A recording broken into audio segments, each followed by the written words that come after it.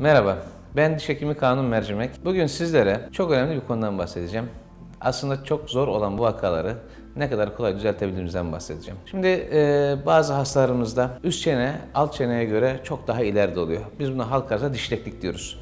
Gülerken işte aşırı derece dişleri gözüküyor. Aşırı dişleklik vakalarında gerçekten hastayı rehabilite etmek, güzel bir tedavi yapmak çok zor. Peki diyeceksiniz ki nasıl yapıyoruz biz bu tedavileri? Yani bu hastalardan güzel bir şey çıkıyor mu? Evet, bu hastalardan inanılmaz güzel sonuçlar çıkabiliyor. Fakat burada uyguladığımız bazı teknikler var. Bunlardan en önemlisi ortognodik cerrahide çok sık kullanılan Lee-Ford dediğimiz bir operasyon. Öncelikli olarak hastanın üst çenesini ileride olduğu için kapanış ilişkileri de bozuk oluyor bu hastaların. Ortodontik olarak alt ve üst çeneye tel takıyoruz. Tabii bundan önce tanı modelleri alıyoruz, ölçüler alıyoruz, ondan önce de çalışıyoruz. Çalışmamız bittikten sonra ortodontist doktorumuzla beraber, ortodontist diş hekimimizle beraber değerlendirip dişlerini olması gereken normal kapanışa ve düzene getiriyoruz. Bütün bunlar bittikten sonra genel anestezi altında üst çeneyi alt çeneyle orantılı pozisyona getirecek şekilde Lee-Ford dediğimiz bir ameliyat yapıyoruz. Yani üst çeneyi tamamen olduğu bölgeden alıp arka bölgeye taşıyoruz. Ve bunları sabitleme plaklarıyla üst çeneyi sabitliyoruz ve belli bir süre bu böyle kaldıktan sonra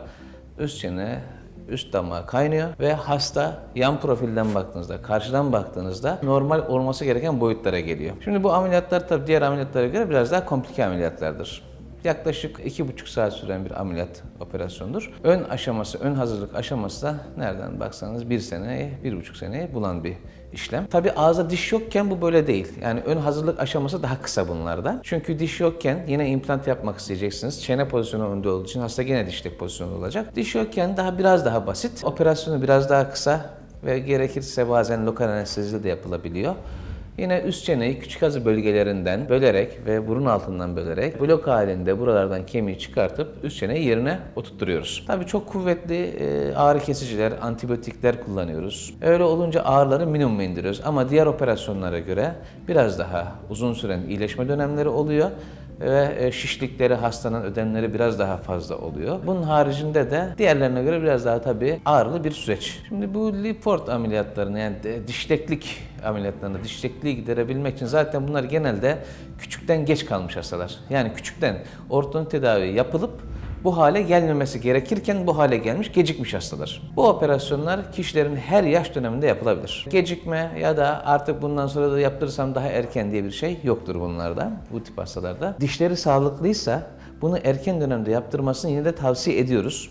Bu da şundan dolayı, çünkü kişinin yeme içme esnasında kapanış dediğimiz dişlerin birbirleriyle olan ilişkileri bozulduğu için eklem sorunları oluşmaya başlıyor. Lee-Ford ameliyatları diğer operasyonlara göre tabii biraz daha komplike operasyonlar. İyileşme süreçleri daha uzun bu operasyonların. Çünkü üst çeneyi tamamen yeniden pozisyonlandırıyoruz, yerini değiştiriyoruz. Kafatası kaidesinden ayıraraktan yeni bir pozisyona getiriyoruz. İster istemez iyileşme süreçlerinde bir takım zorluklar yaşayabiliyoruz. Tabii bunlar aşılmaz zorluklar değil.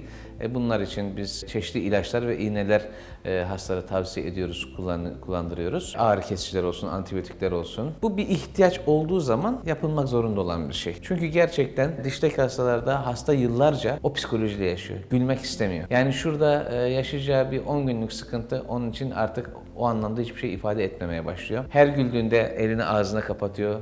Tedavi yaptırmak istiyor, bir türlü çözüm bulamıyor.